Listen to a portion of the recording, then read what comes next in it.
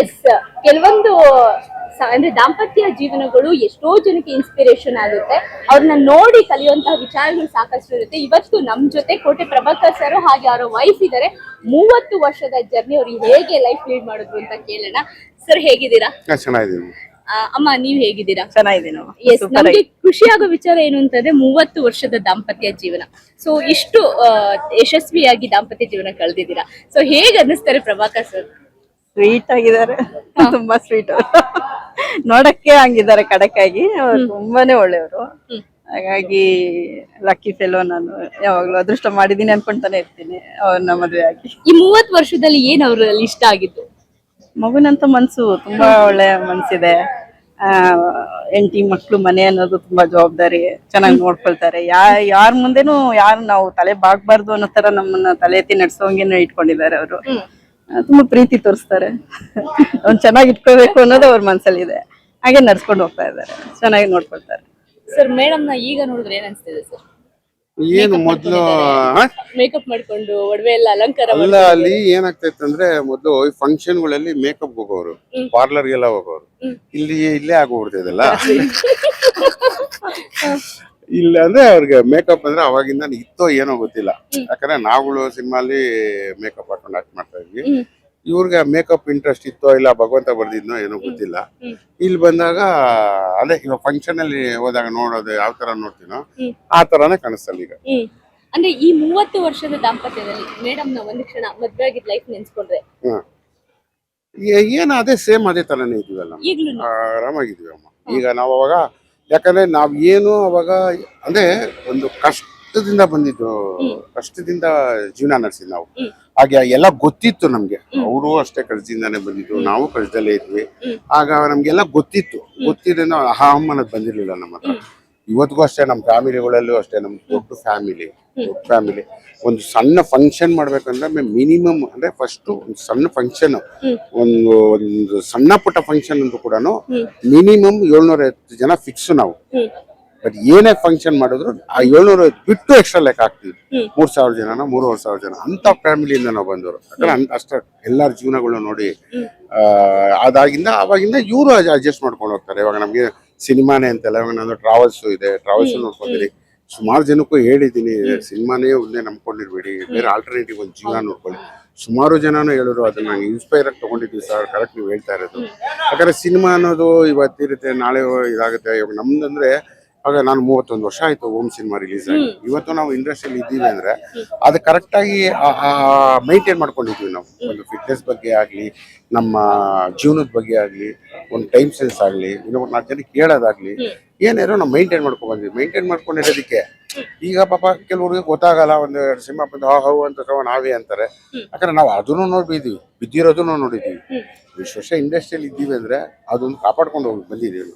ಇವಾಗ ಅಣ್ಣವ್ರ ಜೊತೆಯಿಂದ ಈಗಿರೋ ಹೀರೋಗಳು ಎಲ್ಲಾರ ಜೊತೆನೂ ಆಕ್ಟ್ ಮಾಡಿದ್ವಿ. ಸುಮಾರು 270-280 ಸಿನಿಮಾಗಳು ಮಾಡಿದ್ದೀನಿ ನಾನು. ಮಾಡಿದ್ದೀನಿ ಏನಂದ್ರೆ ನಾವು ಅವನು ಮಾಡಿಸ್ಕೊಂಡಿದ್ದಾರೆ. ಇವತ್ತಿಗೂ ನೋಡಿ, ಇವಾಗಲೂ ನಮ್ಮ ಮನೆಯೆಲ್ಲ ಒಂದು ಶೂಟಿಂಗ್ ಡೇಟ್ ಬಂತು. ಇವಾಗ ಈ ಜೋಡಿ ನಂಬರ್ 1 ಇಂದ ಸ್ವಲ್ಪ ಗ್ಯಾಪ್ ಕೊಟ್ಟಿದ್ದೀನಿ. ಇವಾಗ ಇದು ಮುಗಿತಾ ಇರಂಗೆ ಈಗ ಈ ಶೂಟಿಂಗ್ ಸ್ಟಾರ್ಟ್ ಹೋಗ್ತಾ ಇರ್ಬೇಕು. ಅಮ್ಮ, ಈಗ ನೀವು ಸರ್ನ ಮದ್ವೆ ಆಗೋಕ್ಕೂ ಮುಂಚೆ ಆಲ್ರೆಡಿ ಓಮ್ ಸಿನಿಮಾದಲ್ಲಿ ಮಾಡ್ಬಿಟ್ಟಿತ್ತು. ಸೊ ವಿಲನ್ ನ ಮದ್ವೆ ಆಗ್ತಿದೀವಿ ಅಂತ ಅಂದಾಗ ನಿಮ್ಮ ಒಪಿನಿಯನ್ ಏನಾಗಿತ್ತು ಅಂತ? ಅಂದ್ರೆ ಮನೆ ರಿಲೇಷನ್ ಅಪ್ಪ ಅಮ್ಮ ಒಪ್ಕೊಂಡಿದ್ರು. ಅಪ್ಪ ಹೇಳಿದ್ ಒಂದೇ ಮಾತು, ಹುಡುಗ ಒಳ್ಳೆಯವನಿದ್ದಾನೆ, ಗುಣ ಒಳ್ಳೇದಿದೆ. ಅವ್ರದ್ದು ಏನೇ ಇದ್ರೂನು ಅವ್ರು ಎಲ್ರು ಕೇಳೋದು ಅಂದ್ರೆ ನಮ್ಮ ಯಜಮಾನ್ರ ಕಡೆ ಕೆಲವರು ಎಗನಿಸ್ಟ್ ಇದ್ರಲ್ಲ, ಅವ್ರಿಗೂ ನಮ್ಮ ಅಪ್ಪ ಫ್ರೆಂಡ್ ಇದ್ರು. ಅವ್ರನ್ನೂ ಕೇಳಿದ್ರು ಕಣ್ ಮುಚ್ಕೊಂಡ್ ಕೊಡ್ಬೋದು ಹುಡುಗಿನ ಅಂತ ಹೇಳಿ ಕಳ್ಸಿದ್ದು. ನಮ್ ತಂದೆ ಅದನ್ನೇ ಹೇಳಿದ್ದು, ಗುಣ ನೋಡಿ ಮೆಚ್ಕೋಬೇಕಮ್ಮ, ರೂಪ ನೋಡಿ ಅಲ್ಲ. ಆಮೇಲೆ ಅವ್ರು ಏನಾಗಿದ್ದಾರೆ ಅನ್ನೋದಲ್ಲ, ಅವ್ರು ಒಳ್ಳೆಯವರು ಅಂತ ಒಬ್ಬ ಎಗನಿಸ್ಟ್ ಹೇಳ್ತಿದ್ದಾರೆ ಅಂದ್ಮೇಲೆ ಅವ್ರ ಎಂತವ್ರು ಇರ್ಬೋದು ಯೋಚನೆ ಮಾಡು ಅಂತ ಹೇಳಿದಷ್ಟೇ. ಅಂದ್ರೆ ನಮ್ ತಂದೆ ತಾಯಿ ಯಾವತ್ತು ನಾವು ಅಪೋಸಿಟ್ ಮಾತಾಡಿದ್ದು ಇಲ್ಲ. ಅವ್ರು ಏನ್ ಹೇಳಿದಾರೋ, ಅವ್ರು ಯಾವ ರೀತಿ ನಡ್ಸ್ಕೊಂಡು ಹೋಗು ಅಂತ ಹೇಳ್ತಾರೋ ಆ ರೀತಿ ನಡ್ಸ್ಕೊಂಡ್ ಬಂದಿರೋದು. ಇವಾಗವರೆಗೂ ಹಂಗೆ ಇರೋದು. ಗುಣ ಏನು ಅಂದ್ರೆ ಕಳಸಿಪಳ್ಳಿ ಅಲ್ವಾ, ಹೆಂಗೆ ಏನು ಅನ್ನೋದು ಆ ಏರಿಯಾ ಕೊಡ್ತಾ ಇದ್ದೀರಾ. ರಿಲೇಷನ್ ಎಲ್ಲ ಆಪೋಸಿಟ್ ಮಾಡಿದ್ದಾರೆ, ತುಂಬಾ ಆಪೋಸಿಟ್ ಮಾಡಿದ್ದಾರೆ. ಈ ತರ ಮನೆ ಕೊಡ್ತಾ ಇದ್ದೀರಾ, ಹಿಂಗಿದೆ ಹಂಗಿದೆ ಅಂತ ಹೇಳಿ. ನಮ್ ತಂದೆ ತಾಯಿ ಅಂದಿನ ನನ್ ಮಗಳು ನಾನ್ ಕೊಡ್ತಾ ಇರೋದು. ಬದುಕ್ತಿರೆ ಬದುಕ್ತಾಳೆ, ಇಲ್ಲ ಅಂದ್ರೆ ಇಲ್ಲಿ ತಳ್ಬಿಟ್ಟಿದೀವಿ ಅನ್ಕೊಂತೀವಿ. ನಮ್ ಇಷ್ಟ ಅದು. ನನ್ ಮಗಳು ಬದುಕ್ ತೋರಿಸ್ತಾಳೆ, ನಮ್ಗೆ ಆ ಕಾನ್ಫಿಡೆಂಟ್ ಇದೆ ಅಂತ ನಮ್ ತಂದೆ ತಾಯಿ ಹೇಳಿದ್ರು. ಇಡೀ ನಮ್ಮ ಕಡೆ ರಿಲೇಷನ್ಗೆ. ಹಾಗೆ ಇವತ್ತು ನನ್ನ ನೋಡಿದ್ರೆ ಎಲ್ಲೋ ಬೆಚ್ಚ ಬೆರಗಾಗ್ತಾರೆ, ಇಂಥವ್ರ ಇವರು ಅನ್ನೋ ತರ. ಇವಾಗ ಈ ಜೋಡಿ ನಂಬರ್ ಬಂದ್ಮೇಲೆ ಇದ್ದಿದ್ದು ಆಶ್ಚರ್ಯ ಅವರಿಗೆ, ಹೆಂಗಿದ್ರು ಇವ್ರು ಹೆಂಗಾದ್ರು ಅನ್ನೋ ತರ. ಇವ್ರ ಮನೆ ಕಡೆ ಅಂತೂ ಆಶ್ಚರ್ಯ ಬಿದ್ದವ್ರು. ಯಾಕಂದ್ರೆ ಬಸ್ ಸಿನಿಮಾ ಅಲ್ಲಿ ಅಂದ್ರೆ ನಾನು ಅವಾಗ ಹಂಗೆ ಇದೆ, ಖರಾವಾಗಿದ್ದೆ, ಅವಾಗೆಲ್ಲ ಹಂಗಿದ್ದೆ, ದಪ್ಪಕ್ಕೆ ಸರಿಯಾಗಿದ್ದೆ ಅವಾಗ. ಬಟ್ ಅಲ್ಲಿ ಮದ್ವೆ ದಿನ ಈ ರಾಜ್ಕುಮಾರ್ ಅವರೆಲ್ಲ ಬಂದ್ಬಿಟ್ರಲ್ಲ, ಅವ್ರ ಮನೆ ಕಡೆ ಎಲ್ಲ ತಬ್ಬಿ ಬಾಗ್ಬಿಟ್ರು. ಇನ್ನ ಅವರು ಏನ್ ತಮಾಷೆ ಮಾತಾವ್ರು ಬರೋದು ಅಂದ್ರೆ, ಇನ್ನ ಕಾರ್ಡ್ ಕೊಡಕ್ ಹೋಗ್ತೀವಿ, ಅದು ಚಾಮರಾಜ ಚೌಲ್ಟ್ರಿ ಅನ್ನೋ ಅಷ್ಟೊತ್ತಿಗೆ ಅವಾಗ್ಲೇ ಅವ್ರ ಫೇಸ್ ಅಲ್ಲಿ ಎಕ್ಸ್ಪ್ರೆಷನ್ಸ್ ಬೇರೆ ಆಗೋಗಿರುತ್ತೆ. ಈ ಚೌಲ್ಟ್ರಿಯಲ್ಲಿ ಇವ್ರ ಮದ್ವೆನಾ ಅನ್ನೋ ತರ, ಆ ತರ ಇದ್ದಿದ್ ಸಿಚುವೇಶನ್ಸ್. ಆಮೇಲೆ ಏನೋ ಕೊಡ್ತಾ ಇದ್ದಾರೆ, ಅವ್ರು ಅಂತವ್ರು ಇರ್ತಾರೆ ಇಂಥವ್ರು ಇರ್ತಾರೆ, ನೋಡಿ 2 ದಿನಕ್ಕೆ ವಾಪಸ್ ಬಂದ್ಬಿಡ್ತಾಳೆ, ಈ ತರ ಎಲ್ಲ ಅಂದಿದ್ದು ಉಂಟು, ಆ ತರ ಅಂದಿದ್ದಾರೆ. ಆದ್ರೆ ಅದನ್ನೆಲ್ಲ ಮೆಟ್ಟಿ ನಿಂತು ಇವತ್ತು ಇಷ್ಟು ಸಕ್ಸಸ್ 30 ವರ್ಷ ಬಂದಿರೋದು ಅವ್ರಿಗೆ ಇವಾಗ ನೋಡಿದವ್ರು ಯಾಕಾದ್ರೂ ಮಾತಾಡ್ದು ಅನ್ಸೋ ತರ ಇದೆ.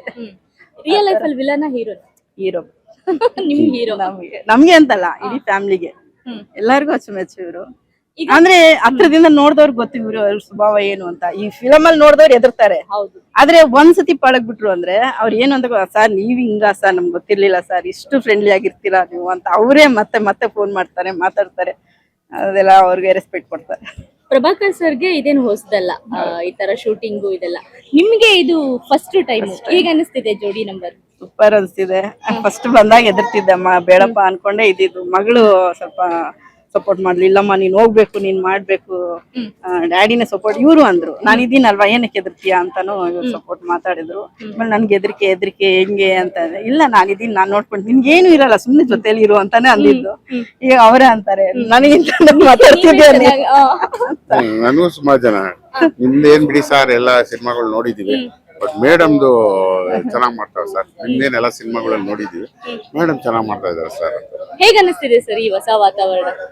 ಅದೇ ವೈಫ್ ಜೊತೆ ಅಂದ್ರೆ ಇವಾಗ ಮುಂಚೆ ನಾನು ಹೇಳಿದ್ದೆ, ಫಸ್ಟ್ ಸ್ಟಾರ್ಟಿಂಗ್ ಬಂದಾಗ ಹೇಳಿದ್ದೆ ಇಷ್ಟೇ, ಇವ್ರು ನಂಗೆ ಟೈಮ್ ಕೊಡಲ್ಲ ಅಂತ.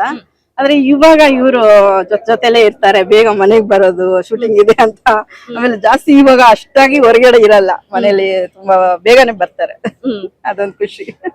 ಇಲ್ಲ, ಜೋಡಿ ನಂಬರ್ 1 ಬಂದು ಇದೊಂದು ಒಳ್ಳೆ ಮೈನ್ ಥಿಂಗ್ ಬಂದಿದ್ದೆ ಅದೊಂದು ಜೊತೆ ಟೈಮು. ಅಂದ್ರೆ ಏನಾದ್ರೆ ಸ್ಪೆಂಡ್ ಮಾಡ್ತಾ ಇದ್ದಿಲ್ಲ ನಾವು, ಮನೆ ಫ್ಯಾಮಿಲಿಗೆ ಟೈಮ್ ಕೊಡ್ತಾ ಇದ್ದಿಲ್ಲ, ಮಕ್ಳಿಗೆ ಟೈಮ್ ಕೊಡ್ತಾ ಇದ್ದಿಲ್ಲ. ನಾವು ಶೂಟಿಂಗ್ ಆಯ್ತು, ಔಟ್ಡೋರ್ ಶೂಟಿಂಗ್ಗಳೆಲ್ಲ ವಾರಗಳ ಗಟ್ಟಲೆ ಬಿಟ್ಕೊಂಡ್ ಬರ್ತಾ ಇದ್ವಿ.